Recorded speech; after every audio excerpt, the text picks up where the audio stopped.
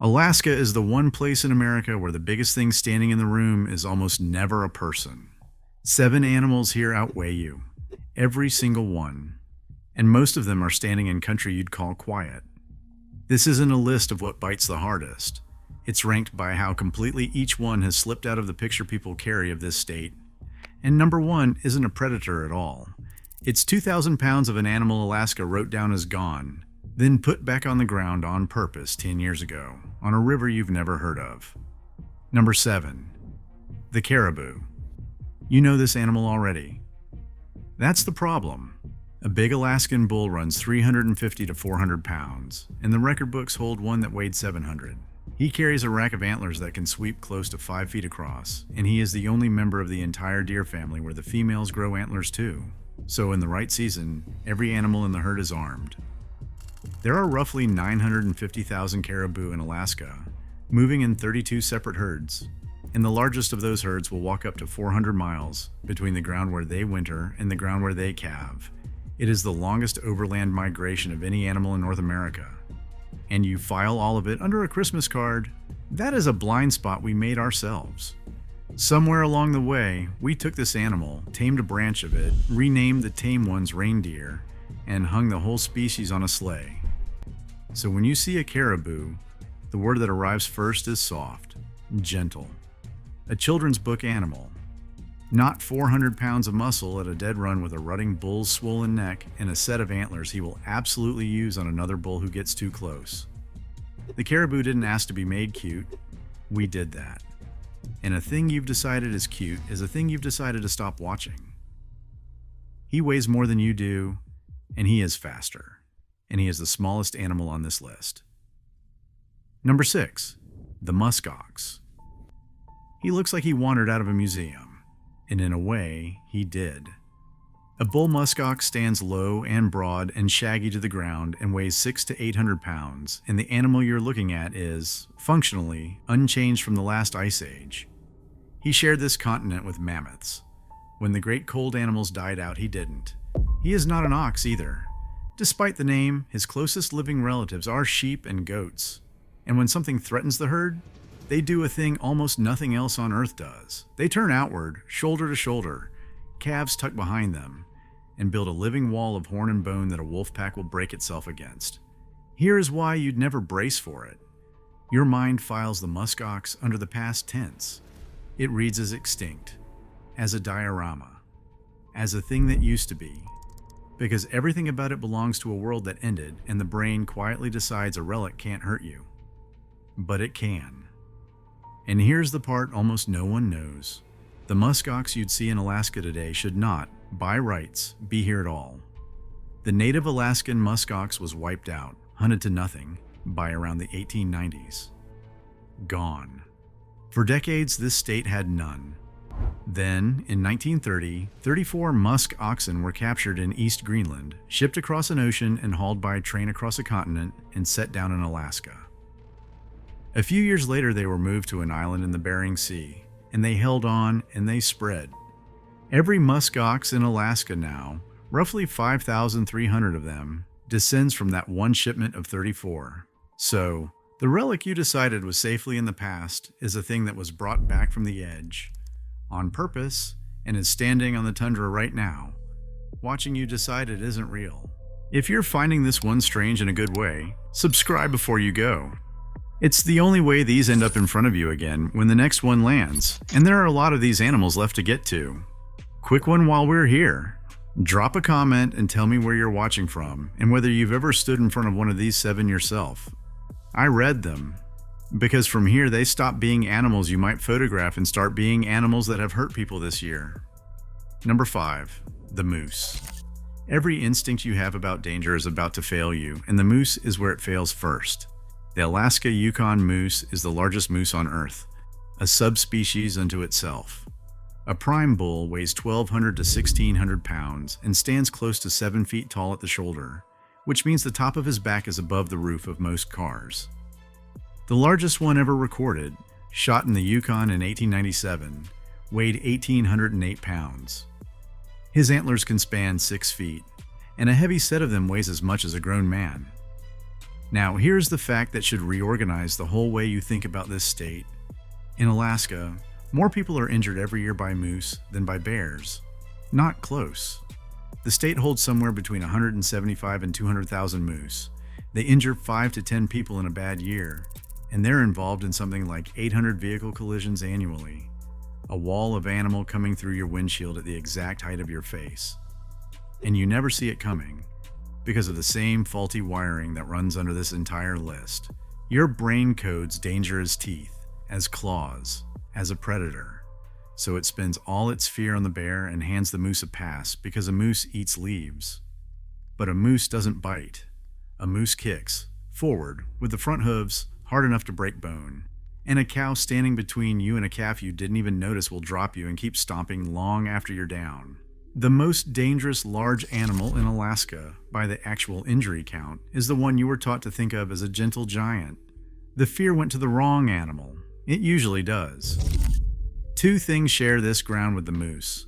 The bear you're braced for, and the moose you're not. Only one of them is putting people in the hospital this week. Number 4, the grizzly. Here's where the map in your head starts lying to you. An interior Alaskan grizzly, a brown bear living inland, away from the coast, is a smaller animal than the giants you're picturing. A big inland male runs 600 pounds and up, and there are roughly 30,000 brown bears in the state. Smaller, though, is the wrong word for comfort. Because the interior bear is smaller for a reason, and the reason should worry you more, not less. The coastal bears get enormous on salmon. The interior grizzly has no salmon. He lives on roots, berries, ground squirrels he digs out of the earth, and the calves of the moose and caribou already on this list. He is leaner, hungrier, and far more willing to treat a large mammal as food, which, standing in his country, is what you are. This time, what hides the bear is geography itself. It's the quiet belief that the dangerous part of Alaska is somewhere else. Out there, deeper in, past the trailhead, past the cabin, past wherever you happen to be standing. Always a little further than here. So people walk the same drainages and berry patches and salmon streams the bears walk, carrying a mental line that puts the wilderness on the far side of it. The bear does not recognize the line. He was using that berry patch first, and he did not agree to stay on the far side of anything. The grizzly isn't rare, and he isn't remote. He's in the country you think of as a safe country, because the only thing that ever made it feel safe was that you hadn't seen him yet. Everything up to this point you could walk past and never know. From here down, they get bigger, they get stranger, and they stop being animals you'd survive a mistake with. Number 3, the polar bear. This is the largest carnivore that walks on the land anywhere on Earth, and you have been trained your entire life to not take it seriously. A male polar bear runs from around 770 pounds to well over 1,300, and the biggest ever recorded, killed near Kotzebue Sound in Alaska in 1960, weighed 2,210 pounds and stood 12 feet tall, reared up on its hind legs. It's so tied to the sea ice that it's officially classified not as a land animal at all, but as a marine mammal. And of every bear on this continent, it is the one most willing to hunt a human being on purpose. Not startled, not defending a cub, but hunting. To a polar bear, a person on the ice is simply the wrong size to ignore. So why is it only number 3 on a list ranked by invisibility? Because we've done something to this one that we've done to nothing else on this list. We've loved it into a cartoon. It sells soft drinks. It stands on melting ice in every advertisement about the planet. It's the plush toy, the logo, the mascot, the symbol.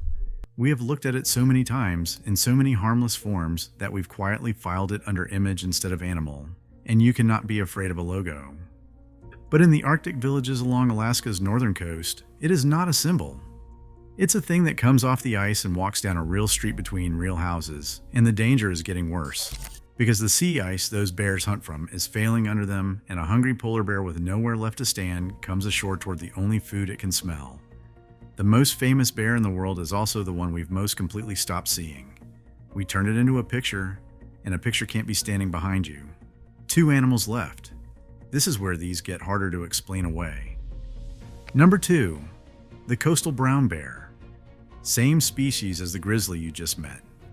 set at two different tables and grown into two different animals. Give a brown bear a coastline and a river choked with salmon every summer, and he becomes the largest the species gets anywhere on Earth.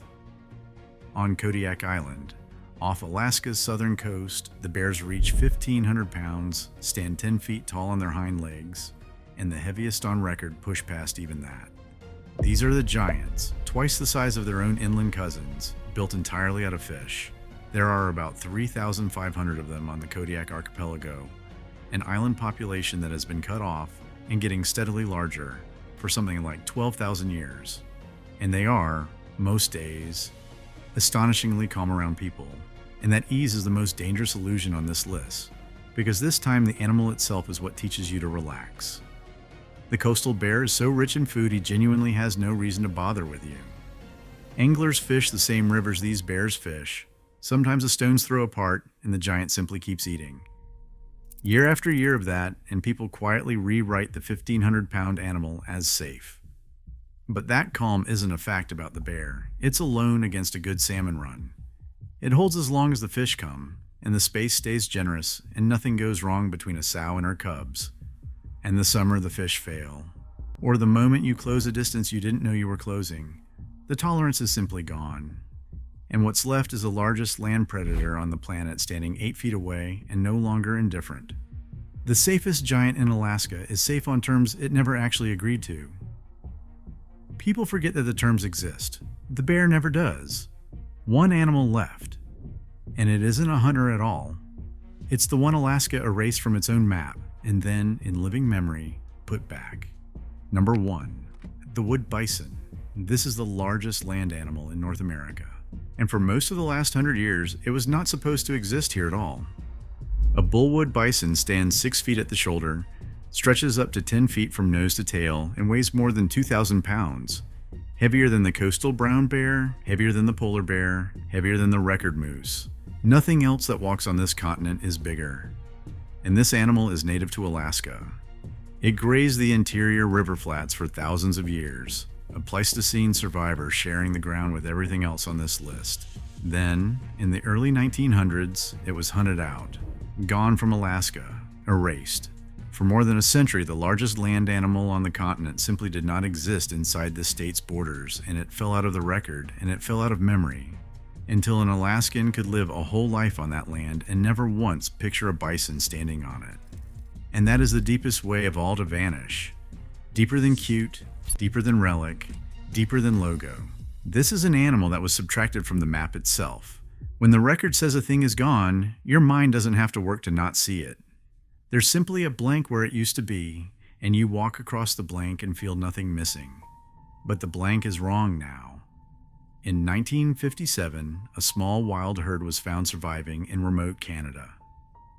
In 2003, 13 of their descendants came to a conservation center in Alaska.